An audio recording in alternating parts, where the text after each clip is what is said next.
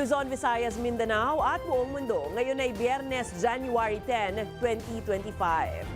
Ako si Barbie Mulak at ito ang Balitang A to Z. Iglesia ni Cristo, magdaraos ng National Rally for Peace sa Lunes sa gitna ng mga impeachment complaint laban kay VP Sara Duterte. Hopefully by next week, we will be able to resolve this with the members, with the House members who have expressed interest. No? Tatlong impeachment complaints laban sa Vice-Presidente, beripikado na at handa nang i-transmit sa Speaker of the House. 50 pasahero sa EDSA busway sa Balintawak, sugatan matapos ang banggaan ng tatlong bus. China Coast Guard 3304. This is Philippine Coast Guard vessel. Iligal na presensya ng Chinese Coast Guard vessel sa baybayin ng Zambales na monitor ng BRP Teresa Magbanwa ng Philippine Coast Guard. Nasawi sa wildfire sa Los Angeles, California. Umakyat na sa 10. At sa showbiz, Kim Chiu at Paolo Avellino nag-trending matapos in-unfollow ang Star Cinema. Kim Pao movie, matutuloy pa kaya?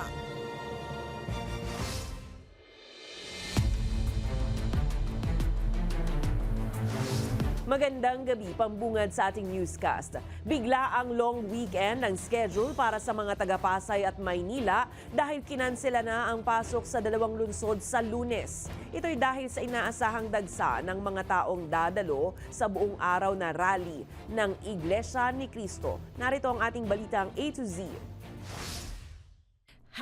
#walang pasok para sa lahat ng antas ng paaralan sa mga lungsod ng Pasay at Maynila sa darating na Lunes, January 13. Mismong ang Malacanang ang naglabas ng utos bilang paghahanda sa malawakang National Rally for Peace na ikinakasan ng Iglesia ni Cristo. Sinasabi na ang National Rally for Peace ng INC ay bilang suporta sa pahayag ni Pangulong Ferdinand Marcos Jr. na huwag nang patulan pa ang mga impeachment complaint laban kay Vice President Sara Duterte. Bagay na nakatakdang pagdesisyonan sa muling pagbubukas ng Kongreso sa Lunes. Suspended rin ang pasok maging sa Senado at sa mga ahensya ng gobyerno doon, liban na lang sa basic health at first responder agencies. Ang MMDA magde-deploy ng halos 1,300 na personnel. Ang anticipated po na attendees ay 1 million coming from different provinces. No day off, no leave policy uli kami sa Monday. Equipments na andyan naman, pang tow, pang emergency, public safety, clearing and cleaning group. Aabot sa 15,000 na mga sasakyan ang inaasahang daragsarin sa lugar.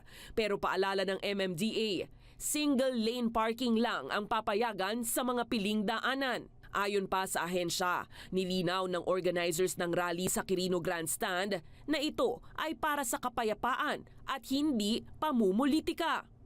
Ang kanila lamang daw pong bilin ay hindi pwedeng gawing political rally ito. So absolutely daw po, any politician ay hindi pwedeng magsalita. Magde-deploy rin ang Department of Interior and Local Government ng Kapulisan sa Maynila at sa iba pang venue ng protesta tulad sa Cebu, Davao at Iloilo. Full contingent naman nakabantay sa kanila. They have the right to air their grievances. They have a right to assembly. It's enshrined in the Constitution. So we have no problem with that. What will happen to if somebody files an impeachment? It will tie down the House, it will tie down the Senate, it will just take up all the time, and for what? For nothing. For nothing. None of this will help improve a single Filipino life. Samantala, todo handa na rin para sa Rally for Peace ang Quezon City LGU kung saan naroon ang Central Temple ng INC. Pagtitiyak ng pulisya, ipatutupad ang maximum tolerance sa mga dadalo. May balitang A to Z si Kim Salinas. Karaniwan ng mabigat ang daloy ng trapiko dito sa Commonwealth Avenue lalo na tuwing rush hour. Pero sa Lunes, inaasahang mas titindi pa ito. Sasabayan kasi ito ng motorcade ng mga miyembro ng Iglesia ni Cristo patungo sa kanilang National Rally for Peace. Wala naman kami nakitang active or passive threat hanggang ngayon. Ang talagang magiging problema sa dami naman ng participants nila at dami ng sasakyan, kailangan maipila natin ng maayos. Ayon sa reports, isasagawa rin ng National Rally for Peace ng INC sa iba't ibang lalawigan sa bansa. Ito'y bilang suporta sa pahayag ni Pangulong Ferdinand Marcos Jr. na huwag nang patulan pa ang panawagang impeachment laban kay Vice President Sara Duterte. Inaasahang lalahok ang maraming miyembro mula sa INC Central Temple dito sa Quezon City. Ang target nila is 1 million, pero hindi naman lahat yun i-generate galing dito sa Central. Meron kanya-kanya silang distrito at from all points sabay-sabay sila pupunta. Dito sa amin, ang concern namin, siguro about mga 2,000 na minibuses ang allotted dito na sasakyan nila. Sa parte ng Quezon City Local Government, nakahanda na ang kanilang 500 tauhan para sa public order and safety at traffic management. Nakatutok naman ng Quezon City Police District sa command center para sa monitoring. Ayon sa NCR Police Office, sumailalim na sa briefing ang kanilang mga tauhan sa pagdagsa ng mga makikilahok sa rally. Mahigpit naming ipatutupad ang maximum tolerance policy para sa maayos na ugnayan sa mga kalahok at seguridad ng lahat. Ang NCRPO ay magdideploy ng sapat na kapulisan mula sa iba't ibang unit tulad ng CDM teams, SWAT at medical teams para masiguro ang seguridad ng aktibidad. We will make the necessary recommendations sa INC, sa pamunuan ng INC. Meron na po kami mga initials na ibinigay na mga suggestion. Tuloy-tuloy naman po yung meeting. Nataon din ang heightened alert status ng PNP dahil sa pagsisimula ng official election period sa linggo, January 12. Para sa Balitang A to Z, Kim Salinas. Beripikado na at dadalhin na sa Office of the House Speaker ang 3 inihaing impeachment complaint laban kay Vice President Sara Duterte, ayon kay House Secretary General Reginald Velasco. Kasunod ito ng apela ng mga kongresista na aksyonan na ang mga naturang reklamo. Sa ngayon, hinihintay pa ni Velasco kung madaragdagan pa ang mga impeachment complaint. Anya, kakausapin niya sa January 13 Lunes ang mga mambabatas sa pagpapatuloy ng sesyon at isusumite na sa House Leader ang mga reklamo sakaling wala nang madagdag pa mula rito. Hopefully by next week, we will be able to resolve this with the members, with the House members who have expressed interest in either endorsing a complaint or filing a new complaint. Kasi I have committed to wait for their signal. So I'll give them enough time.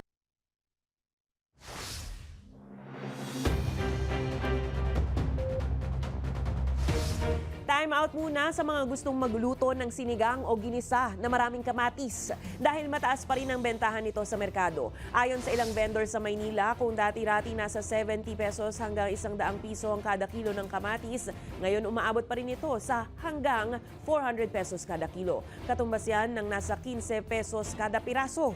Una nang sinabi ng Malacanang na nakabantay sila sa galawan ng presyo ng kamatis na ayon sa Department of Agriculture ay naapektuhan naman ng sunod-sunod na bagyo. Ayon pa sa DA, posibleng sa pagtatapos ng Enero ay magbabalik na sa normal ang presyo ng kamatis. Gayunpaman, target namang paimbestigahan ng Agri-Party List sa Kamara kung posibleng may manipulasyon o hoarding na nangyari.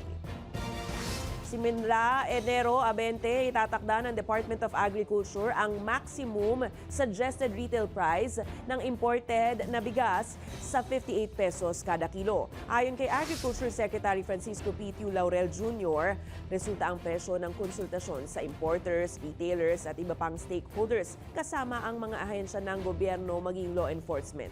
Layunin umano nito na balansehin ang kita ng negosyo at kapakanan ng mga consumer at magsasaka. Unang ipatutupad ang MSRP sa Metro Manila at rerepasuhin buwan-buwan batay sa global rice prices. Naasahan naman daw na bababa pa ito sa mga susunod na review kung magpapatuloy ang kasalukuyang trend. Sa ibang balita, pinuna ni University of the Philippines Journalism Professor Danilo Araw ang desisyon ng Meta na itigil ang kanilang US fact-checking program. Ito ay matapos ihayag kamakailan ni Meta founder Mark Zuckerberg ang pagtuligsa niya sa umano'y bias ng mga fact-checker pagdating sa usaping politika. Tinuligsa ni Araw ang hakbang na ito na tinatawag niyang mali at hindi tamang hakbang sa panahon ng lumalalang disinformasyon. Binanggit rin ni Araw ang mas mabigat na responsibilidad ng mga media professionals, lalo na't papalapit na ang midterm elections sa Pilipinas. It's ill-advised, it's not a good idea. At a time of disinformation, you should be strengthening fact-checking instead of removing it altogether. They're going to the direction of what we call freedom of expression absolutism, which is what Elon Musk adheres to. You try to pit or you try to put on equal footing the truth seekers and the fake news purveyors. And in this particular situation, we'll end up like X, where the dominant narrative would be disinformation.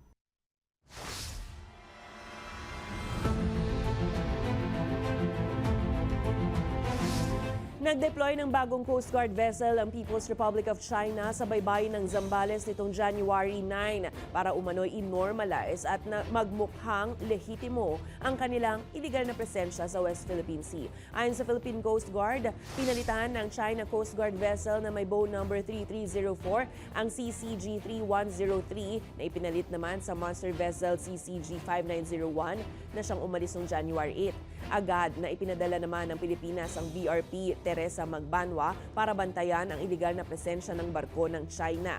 Dagdag ng PCG, walang karapatang magpatrolya sa loob ng 200 nautical mile exclusive economic zone ang CCG at pinakiusapan na umalis agad ng teritoryo ng Pilipinas.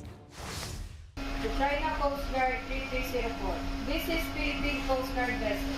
DRP Teresa Magbanwa. MRRB 9701. You are advised that you are currently sailing within the Philippines Exclusive Economic Zone.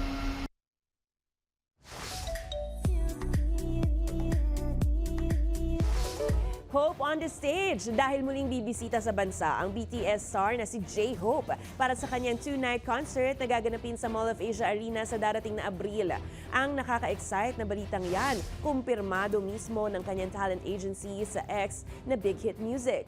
Bahagi ang concert ng kanyang Hope on the Stage tour. Uumpisahan ang tour mula sa 3-day concert sa Seoul, South Korea bago lumipad ng North America at Asia. Bukod sa pagiging isa sa mga stars ng BTS, nagkaroon rin ng solo project si J-Hope at nakapag-release ng debut album na Jack in the Box noong July 2022.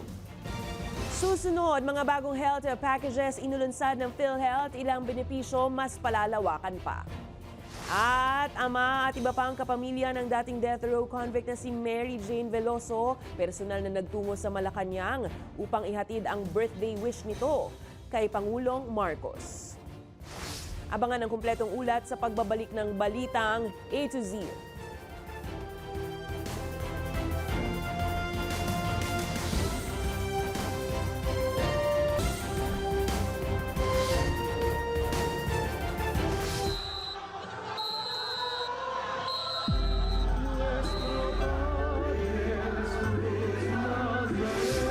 Naging mapayapa sa pangkalahatan ang naging pagdiriwang ng Pista ng Itim na Nazareno ngayong taon. Kahit pa umabot ng 21 oras ang traslasyon o prosesyon ng paglilipat ng puon pabalik ng Quiapo Church. Ayon kay NCRPO Deputy Director for Operations, Police Brigadier General Ponce Peñones Jr., higit na mas mahaba ito kumpara nung nakaraang taon. Naantala ang prosesyon matapos masira ang lubid ng andas dahil sa matinding hilhan malapit sa San Sebastian Church. Narating ng Puong Nazareno ang Quiapo Church bandang 1:26 na ng madaling araw ng Biyernes na siyang huling yugto ng prosesyon. Samantala, abot naman sa 10 miyembro ng medical team ng Department of Health ang isinugod sa ospital matapos mabangga ng isang dump truck ang kanilang van sa EDSA Muñoz, Quezon City alas 3:30 Biyernes ng madaling araw. Agad na dinala sa ospital ang mga biktima. Ayon sa PNP at MMDA, nadamay din sa karambola ang isang kotse. Galing sa duty sa traslasyon ang medical team at pauwi na sana nang mangyari ang aksidente. Kwento naman ng truck driver na tumangging magpakilala, gumagarahe siya sa Pasig at papunta ng Bulacan para mag-deliver ng panambak na lupa pero naka-edlip umano siya habang nagmamaneho. Nasa QCPD Traffic Sector 6 na ang sasakyan at driver na sangkot sa karambola habang patuloy ang investigasyon ng otoridad sa insidente. Sugatan ang nasa 50 katao matapos magbanggaan ang 3 bus sa southbound lane ng Balintawak Station ng EDSA Bus Carousel nitong Biyernes. Ayon sa ulat, pinaniniwalaang nawalan ng preno ang isang bus na siyang dahilan ng salpukan kasama ang iba pang bus. 3 bus ang naka-aksidente sa EDSA Busway sa Balintawak pasado alas 12 ng tanghali. Ayon sa ulat, dinala ang 50 pasahero na nasugatan sa Quezon City General Hospital. Mabilis naman rumesponde ang mga tauhan ng Metro Manila Development Authority. Abiso po sa ating mga motorista, simula sa linggo, January 12, isasara na ang malaking bahagi ng Mindanao Avenue sa Quezon City. Hanggang sa 2028 na po yan bilang bahagi ng Metro Manila Subway Project. Ayon sa MMDA, bahagi ito ng Tandang Sora Substation na siyang ikatlong estasyon ng subway sa hilagang bahagi ng Metro Manila. Karugtong ito ng ongoing construction sa North Avenue at Quirino Highway substations. Para makatulong sa daloy ng trapiko, naglatag ang MMDA ng diversion road habang may alternatibong ruta rin para sa maapektuhan. Again, wala po dapat ikabahala yung ating mga kababayan kahit medyo matagal ito gagawin dahil meron naman pong ginawang diversion road na of equal lane doon po sa isinara. And then may mga alternate routes.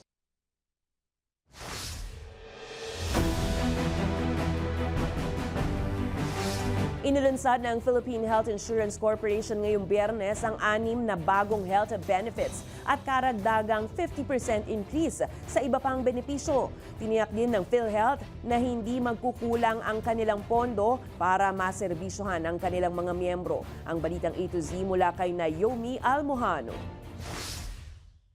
Mas pinalawak at mas pinalaking benepisyo ang bumungad sa mga miyembro ng Philippine Health Insurance Corporation o PhilHealth ngayong bagong taon.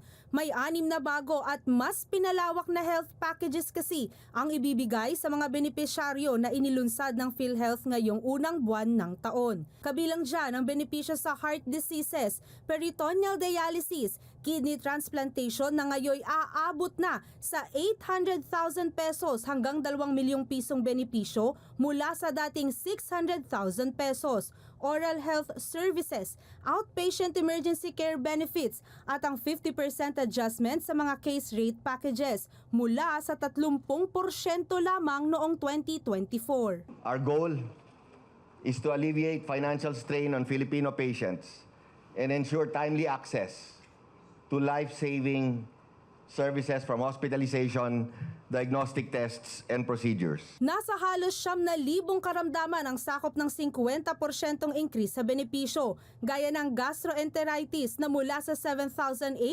pesos, ngayon 11,700 pesos na ang coverage. Gayon din para sa pneumonia na umabot na sa 29,500 pesos ang benepisyo mula sa dating 19,500 pesos. Makikita naman sa website ng PhilHealth ang kabuuang listahan ng mga case rates. Yung pong expansion natin sa benefit na yon ay pag-i-increase rin po ng case rates. So technically, halos lahat po or lahat ng cases natin ay nag-increase except for the outpatient primary care which is the consulta. Yun pong 1.7 ng consulta is remained, but then and again, lahat po ay na-increase. Paglilinaw naman ng ahensya, hindi magdudulot ng dagdag kontribusyon ngayong 2025 ang mga nabanggit na enhanced packages.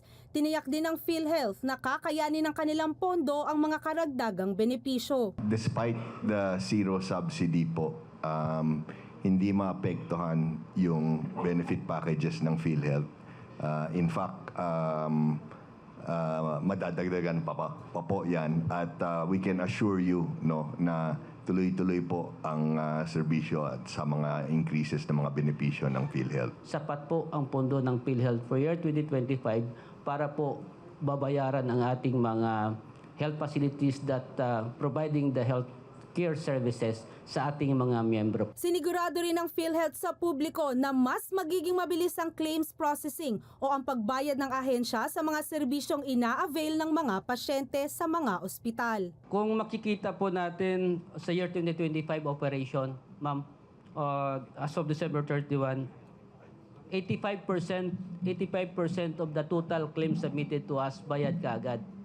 In other words, di ba mayroon tayong 60 days to process the claims si PhilHealth? Pero hindi na to aabot ng 60 days eh.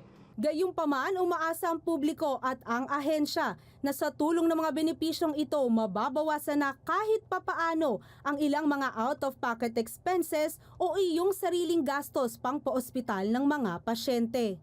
Para sa Balitang A to Z, Naomi Almojano.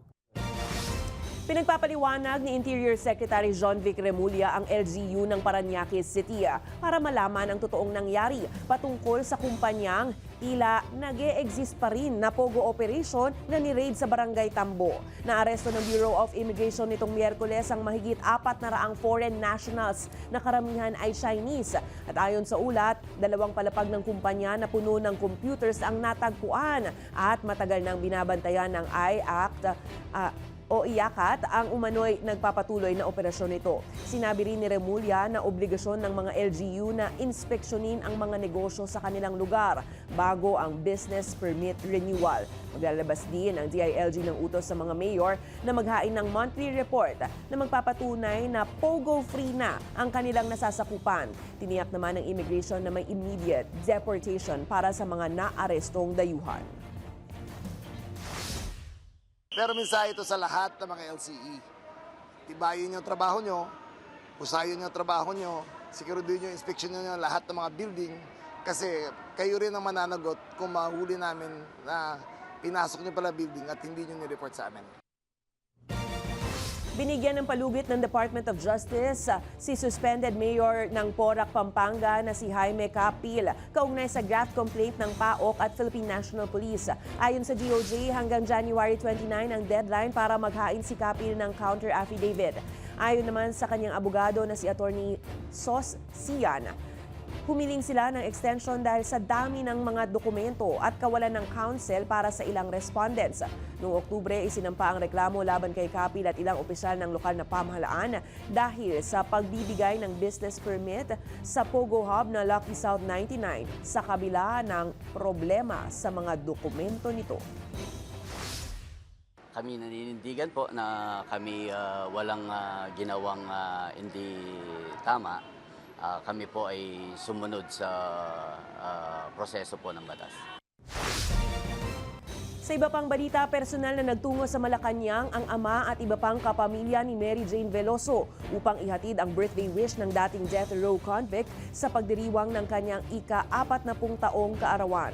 Isinumite ni Ginoong Cesar Veloso ang petisyon kay Pangulong Marcos na humihingi ng absolute clemency para kay Mary Jane. Kalakip nito ang mahigit 8,000 lagda. Nagkasarin ng pagkilos ang iba pang grupo kabilang ang mga abogado ni Mary Jane para muling ipanawagan sa Pangulong Marcos ang hiling. Una nang sinabi ng Department of Justice na susuriin nilang maigi ang petisyon para sa clemency.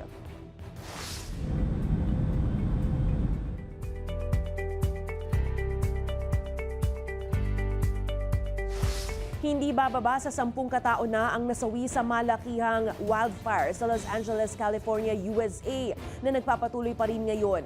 Pero ayon sa mga otoridad, hindi pa rin tiyak ang kabuuang bilang ng mga nasawi hanggang hindi pa ligtas ang investigators na makapasok sa mga apektadong lugar. Tinatayang aabot naman sa 10,000 estruktura na ang nawasak, kabilang ang mga nasunog na bahagi ng Palisades Fire na ngayon itinuturing na pinakamalupit na sunog na tumama sa Los Angeles County. Samantala, inihayag naman ni Meta CEO Mark Zuckerberg ang malawakang pagbabago sa content moderation ng Facebook, Instagram at Threads. Simula sa US, papalitan ng community-driven system ang kanilang fact-checking program na katulad ng community notes ng X. Ayon kay Zuckerberg, mas bibigyan diin nila ang free speech at aalisin ang mahigpit na polisiya sa political content. Ibabalik din sa user feeds ang civic at political posts na dating inalis dahil sa reklamo ng stress ng maraming social media users. Sa aming pagbabalik sa showbiz, Kim Chiu at Paolo Avellino nag-trending. Inunfollow kasi ang Star Cinema. Ginagawang pelikula, matutuloy pa kaya? At Ann Curtis nagbigay ng sweet birthday message sa asawang si Erwan Yusuf. Manatiling nakatuto, kayo ay nanonood ng Balitang A to Z.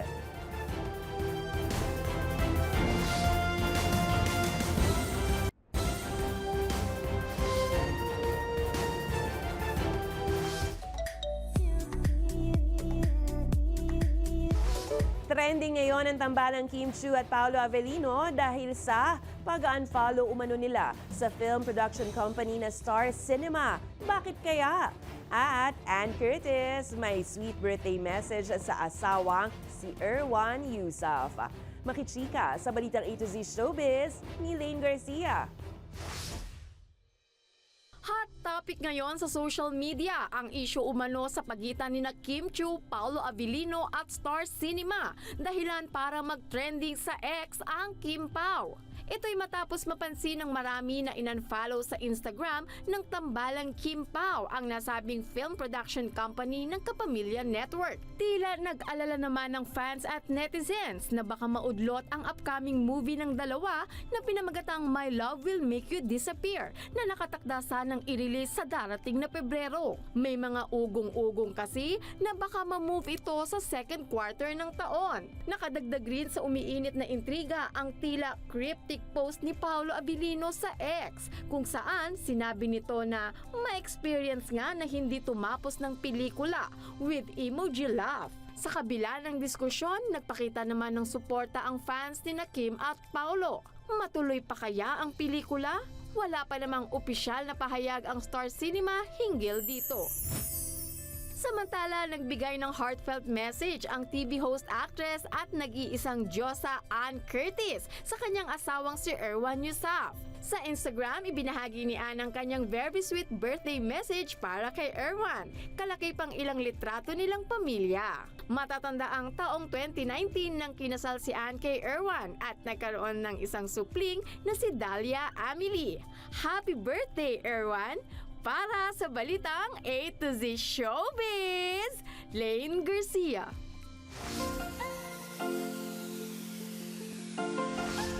Je t'aime, te amo, watashi wa anata, ijlibedish.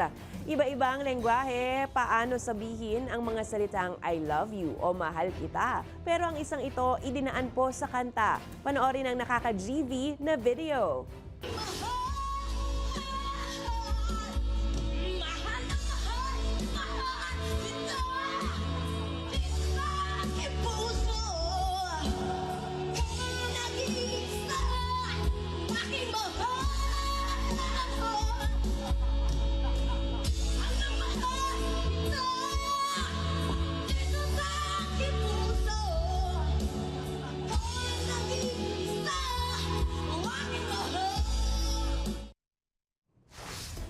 Sana mahal ka rin niya. Kung kayo ay may kwentong kakaiba, mga kwento ng pag-ibig o storya ng inspirasyon at pag-asa, maaari niyo itong ibahagi. Sumali sa ating Facebook group na Balitang A to Z. Panoorin ang replay ng ating programa at sundan ang ating social media pages. Hanapin ang Balitang A to Z. Ang ating pabaong quote of the night ngayong Biyernes ay mula sa isang essayist at philosopher na si Ralph Emerson. Ang sabi niya, laging sumasalamin ang kalikasan sa kulay ng ating kaluluwa. At yan po ang mga balita at impormasyon, mga kwentong may dalang inspirasyon na tinutukan ng Balitang A to Z. Ako po si Barbie Mulak, maging maalam, makialam. Magandang gabi sa iyo, Pilipinas. Happy weekend!